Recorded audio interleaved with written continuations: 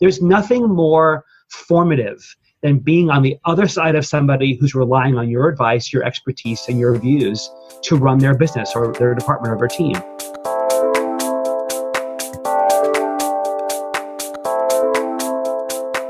You are now tuned into the Misi Muse Unplugged, a pop-up podcast variety show helping consultants along their journey to greatness with your host, management consultant, author, and blogger, Christy Lindor.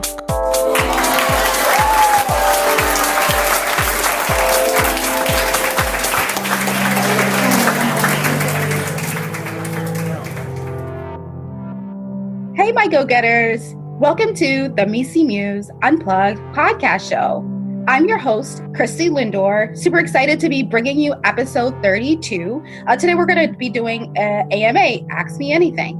And if this is your first time tuning in, AMAs are when I have the utmost pleasure of connecting with either seasoned or former consultants, and they give you advice. Today's guest, super excited. We've got Ron Carucci. A little bit about Ron. He is the managing partner of Navalent, a consulting firm. He's also an author as well as a TEDx speaker. And we really have a really cool, candid discussion about Ron's career journey and discuss a couple of different topics, particularly around transformational initiatives and some of the challenges with those types of projects and so much more. I think you'll really enjoy today's episode, Go-Getters. Today, I'm actually also super thrilled and excited to share with you that the Misi Muse book is actually now available on Amazon Kindle. We just went live on Amazon, super excited. And with our launch, we're actually going to be running a limited price of $1.99 for the book. For the Kindle version, the full price is $9.99 in the future, but we're running it at $1.99. We'll continue to scale the price. So it's a limited time for about a week. So check out the notes. I'll actually add links in today's show notes. Go-getters, for you to be able to connect and download the Amazon Kindle edition of the Misi Muse. Very excited that we have gotten to this point for sure.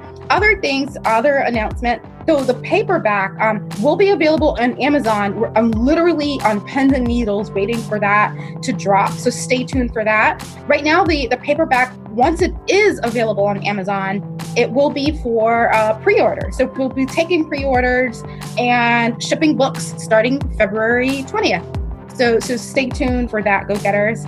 Lastly, as you'll notice, we've actually dropped today's episode a day early. I'm excited that this week's early release is actually timed because my book launch party is actually happening today.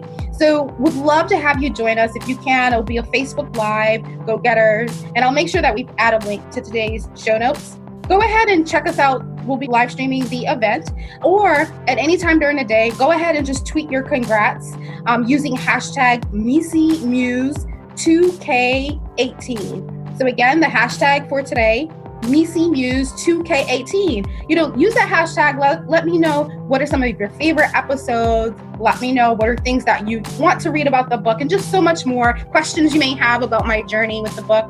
Would love to be able to answer those at tonight's party. I cannot believe this day has come, go-getters. It's just really remarkable. I've actually been having a lot of people ask me lately about, kind of how I started on this journey.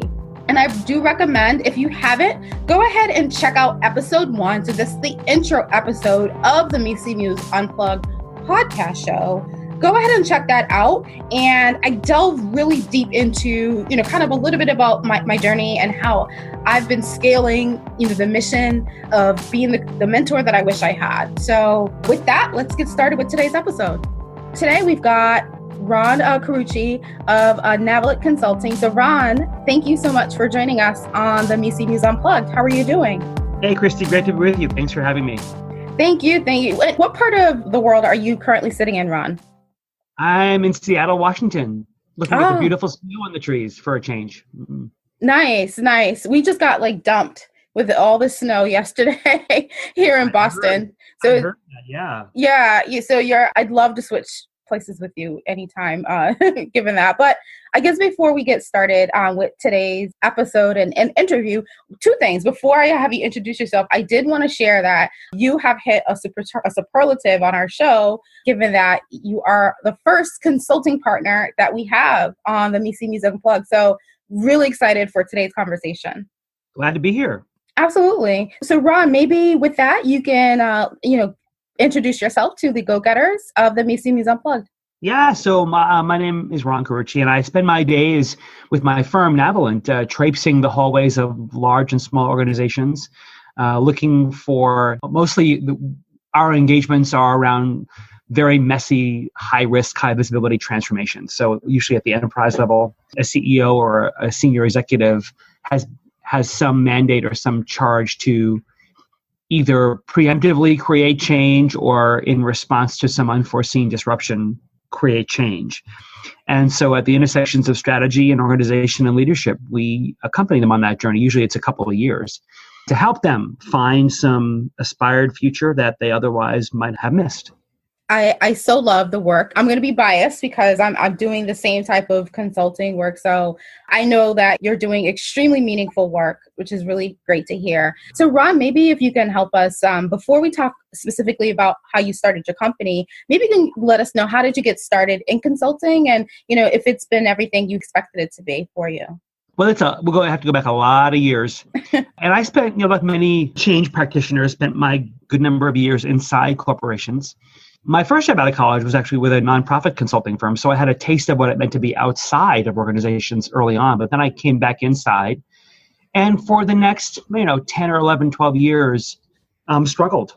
I think, as passionate as I was about organizations and improving them and improving the integrity of how they worked together and how they synchronized together, the political landscapes can be difficult. An ancient wise prophet once said, you can't be a prophet in your own land. And I think I learned the hard way that in order to do the work we do well, you have to tell the truth. You have to be honest. You have to shed spotlights on things that organizations often conspire very hard to cover up. And so I realized after a third attempt at a big corporation that if I was going to live out my passion for organizations and express my desire to make them better places to work, I was probably going to have to do that by not being part of one. I realized that what got me in trouble inside companies got me paid well. The same activity got me paid well outside them. And so began my career as a consultant officially after realizing that the same type of work inside companies in the way I wanted to practice it. There are lots of great practitioners inside companies doing fabulous work. But for the kind of change I wanted to provoke, I realized that I was best going to be positioned outside of a company. And so have spent lots of years as an independent, as a solo practitioner, as part of a mid-sized boutique firm that later was acquired by a very large firm. So I've done mid and large size consulting. And then we, being part of the larger firm was also for a number of us, it was also right after 9/11. So there was some other challenges in our industry then. And so we decided to live the dream by saying, let's go start our own boutique firm. And that was about 13 years ago.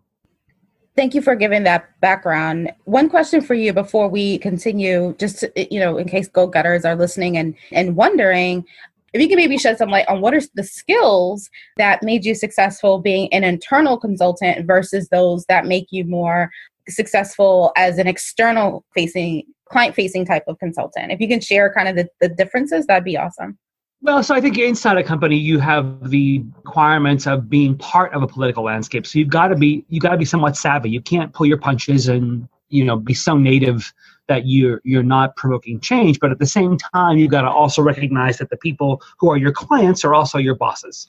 And that requires a more delicate relationship management skill. The decisions you're de-risking have to do with your expertise, right? Outside, we're de-risking financial decisions, but inside, you're de-risking a relational decision. And so your competence and the depth of your capability becomes your selling feature. You have to amass a track record of results and impact. You're also with those organizations for longer periods of time. So unlike a consultant who may come and go in 6 months or a year, the results of your work will go on for many years with you. And so you've got to be able to have much more staying power and resilience to follow through on your projects and keep up with your internal clients. The other thing, often internally, you're managing enterprise-wide processes. You're managing the succession or strategy or other types of core processes that are repetitive. And so how you're continually improving those processes, how you're making them better for the purposes of showing and demonstrating your own continued impact also become important. As an external consultant, you'll be with an enterprise for a defined period of time and you'll go. And so it's a different type of risk that leaders are engaging in when they hire you. And that was a really helpful explanation. What would you say is your definition, Ron, of a great consultant? Well, I think, early on, back in the 2000s, one of my first books was The Value Creating Consultant, and its sequel was Relationships That Create Change. Because at the time, our industry was taking a well-deserved punching from the world. You had books like Witch Doctors and Consulting is Insulting, and a lot of literature and research on the horrors of our industry and the exploitation of our industry. It was painful to be associated with that kind of behavior. And for me and some colleagues, we thought, well, but there's still got to be value we can add. What is it that we can do that's helpful? And so we did a ton of research on consulting engagements and the relationships between consultants and their clients to understand what was it that set great consulting apart, that set great consultants, distinguished them from bad ones. And there were a couple of things. One is, too often consultants believe they come in like a messiah, right? I'm here with an answer that you need, versus the consultant that really acts like a partner and is really there with better heart and harder questions. Too often consultants, especially if you're with a firm, have to create dependency, right? So my revenue stream, my income, my incentives are attached to the longer you hire me, which means I have to make you helpless and more dependent on me, rather than a great consultant that actually works himself out of a job or herself out of a job by making you more capable. And finally, there's the consultant that is the rubber stamp, right? There's the one that tells you what you want to hear, the one that ratifies your already predetermined point of view, versus a truth teller, the one that comes in and gives you an honest, unfiltered look at reality, however painful that might be. And so I think if you're a consultant and you're not willing to be those things, a true partner, a true capability builder, a true truth teller, you shouldn't be in this business, because all you're going to do is perpetuate the bad reputation many consultants already have of being people who come in, charge millions of dollars, leave lots of unimplementable binders and answers on shelves that never get looked at again, and don't leave the organization better than you found it.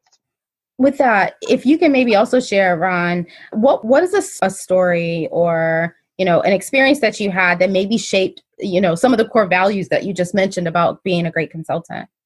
Yeah, well, so in one of, when I was still internal, my last stop on the train as an internal consultant, we were working with, it was a technology company, and we were in the IT department of the technology company, which having all kinds of executional challenges. And the leadership of that group was notoriously not a great group of leaders to work with. Lots of turnover in the department, lots of quality issues. So we did a fairly in-depth diagnostic of the organization through some interviews and some surveys. And indeed, the data revealed that there were some problems. And on the dimension of integrity, so at the aggregate level of the data, you saw this little dip in the bar of integrity. Well, one of the leader who was really quite corrupt, he had his own cronies, people who were there to protect him. And in the meeting where we were discussing the data, one woman in his corner stood up and immediately began to try and discredit the data by saying, in all kinds of statistical, whatever language, tell me about the R factor of your data. What is the reliability and validity statistics? How do we know this data is even meaningful? And an attempt to discredit the data. I thought, gosh, this is a pretty defining moment for me. I can take this bait and cave, or I can tell the truth. And so I answered her questions. I said, well, let me tell you about the validity and reliability statistics of the data. It's pretty high. It correlates at a 0.8. The data is representative of about an 80% participation rate. So I gave her all the technical answers to her question. I said, but you know what? Let's go ahead and test your theory that integrity is or isn't an issue in your group. And I said to the group, by a show of hands, how many people in this room have never lied to somebody else in this room? And of course, nobody raised their hands. So I looked at her and I said, I guess we know what the data is actually telling us, don't we? And it was a very powerful moment for me and my team, and for those in the organization feeling oppressed and feeling like they had been silenced and feeling like they were not able to have a voice. Politically, it didn't work out too well for me later, but I realized that's the kind of change I want to provoke. But the risk of provoking that kind of change as an insider was probably too great. Right, right. And people don't realize the aspects of transformational change, and that there is sometimes, I call it the sacrificial lamb, right? That takes place with large scale transformational programs.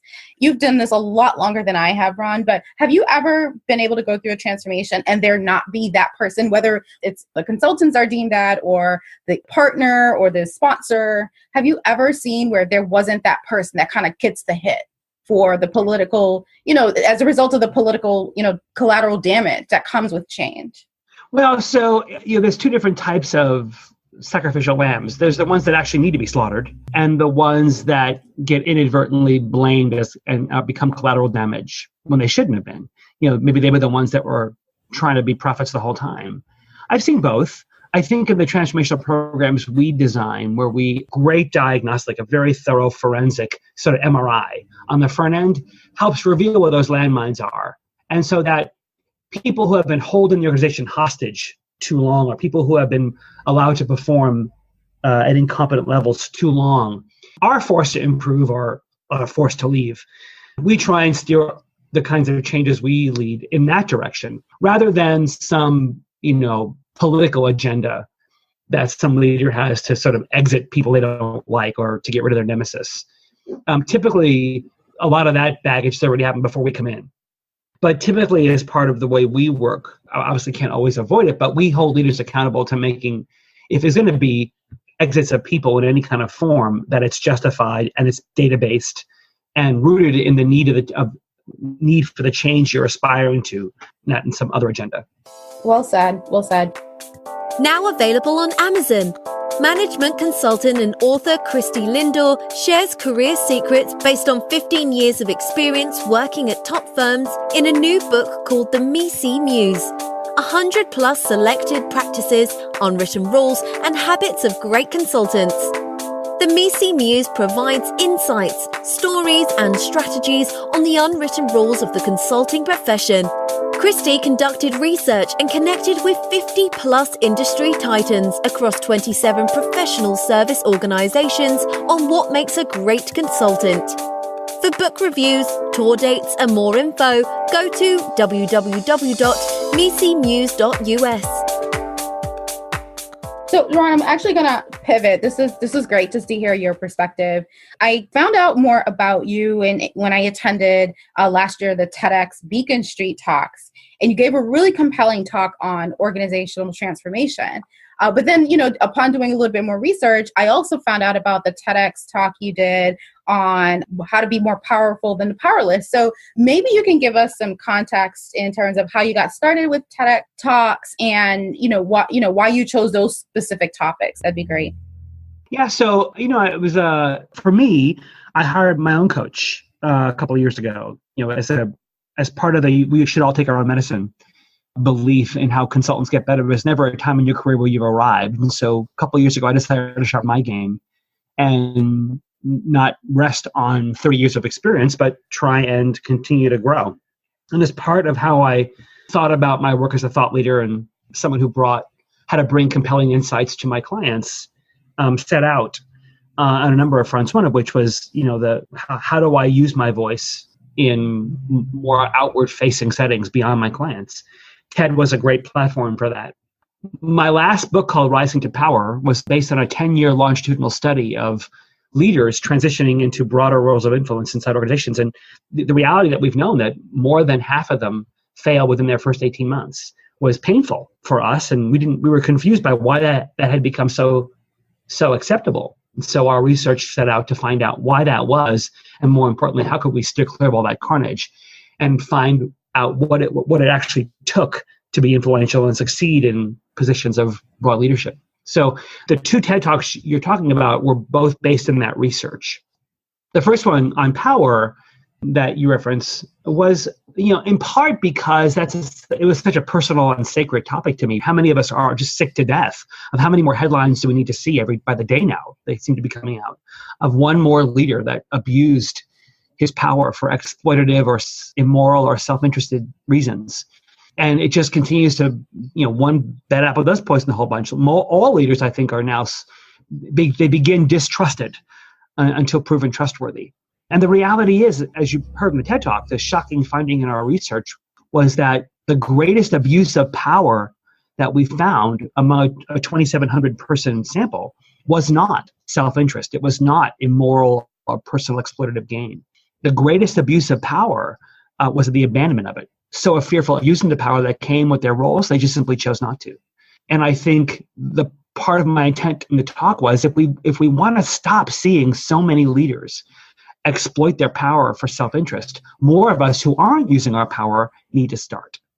I so love that. And go-getters, we're going to also put a link to that TEDx talk out there. I thought that was really good. A line that you said in the TEDx talk, Ron, was that, power not being either good or bad, but, just giving kind of people's experiences with it, they usually do associate it to one or the other. I thought that was just so spot on because I never really thought of power, with that type of dynamic. So it was really helpful to hear the insights from your research. It's an interesting insight, isn't it, Christy, that most of us hear the word power and we cringe.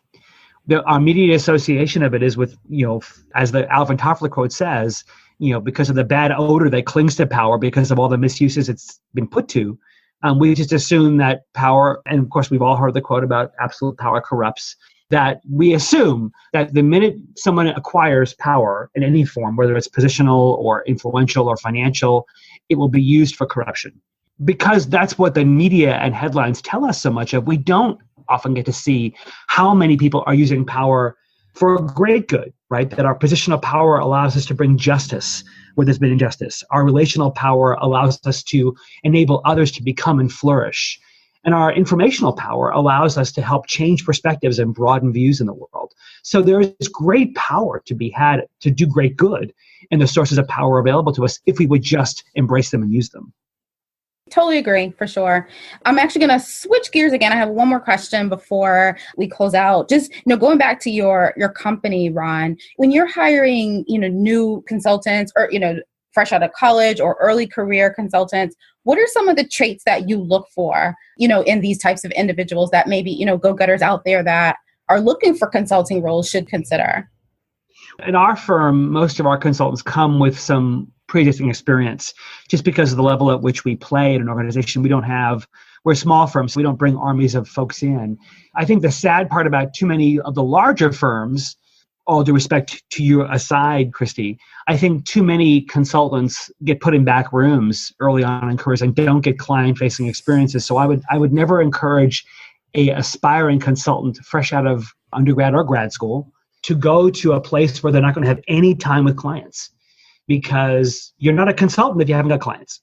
And so if you're crunching numbers, doing analytical work, if you're doing important work that helps other consultants be impactful, that's great, but that's hardly going to get you the experience that you need to build your own muscles to face off. There's nothing more formative than being on the other side of somebody who's relying on your advice, your expertise, and your views to run their business or their department or their team.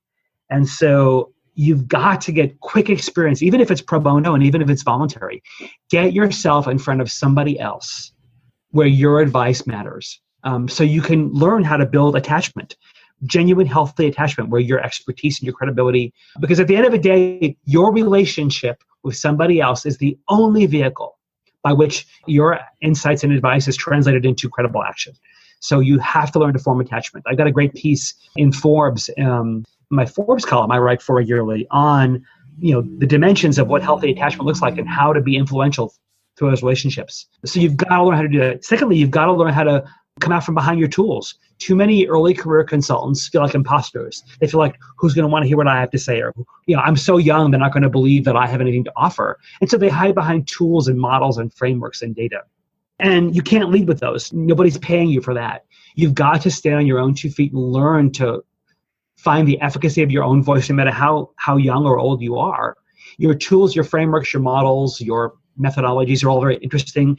Your client already assumes you have those. But if you're not contextualizing those to the advice you're giving your client, you're just regurgitating something they could read in a book. So you've got to learn to build attachment, to find your own voice, and to be influential with clients. And if the earliest career experiences you're going to have won't give you those, I would definitely urge you to think twice about how you choose your early assignments. Awesome. This is such great, timely advice for the new year, Ron. And I so loved our conversation. I wish that I could I had more time to really connect with you and talk about other topics. Would love to have you on the show in the future if you wouldn't mind. I think this was great. Sure, I'd love to come back. And so go-getters, we'll definitely put, links to, all of Ron's books, the articles he talked about, everything so that you can check it out. But if some of the go-getters want to get in touch with you, Ron, like what's the best way that they can do that? Yeah, so come to visit us at our website, Navalent, Navalent.com. You'll find a quarterly magazine you can get from us. There's a great blog. There's a bunch of really great and inspiring videos on consulting and how we think about our consulting work. There are links to the books, but you also, if you come to navalent.com/transformation, you'll find our free ebook on leading transformation in organizations, give you our blueprint for how we see change happening, and you can incorporate that into your own toolkit. I'm also on Twitter at Ron Carucci and on LinkedIn as well, so come find me in both places and let's keep the conversation going. I'm definitely going to make sure I check you out on Twitter as well, Ron, because you're definitely the mentoring type that younger consultants look for. So thank you for making time to connect with us on today's show. Christy, my pleasure. Happy New Year to you. Yeah, Happy New Year. Tune in every Friday for new episodes syndicated on iTunes, Google Play Music, and many more. Visit www.mecmuse.com for more information.